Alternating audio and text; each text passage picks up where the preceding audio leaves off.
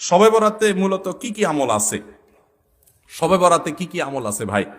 শবে বরাত উপলক্ষে ওই রাতে করার জন্য হাদিসে আলাদা করে এই আমল, এই নামাজ, এত সূরা, এতবার, এরকম কোনো কথা কোনো বিশুদ্ধ হাদিস দ্বারা প্রমাণিত না।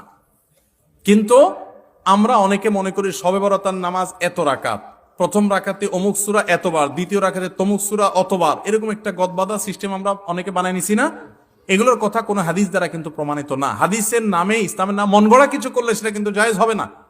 তাহলে আমি কি করতে পারি?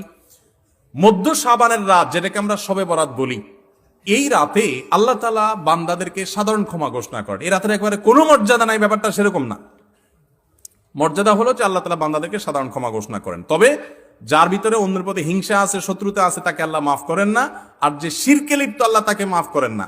আপনি মাজারে সিজদা করেন আর শবে বরাতে সারা রাত মসজিদে সিজদা করতেছেন আর কান্নাকাটি করতেছেন, লাভ নাই, কারণ আপনি শিরকে লিপ্ত। শবে বরাতের সাধারণ ক্ষমা বা মধ্য শাবানের রাতের সাধারণ ক্ষমার মধ্যে আপনি পড়বেন না।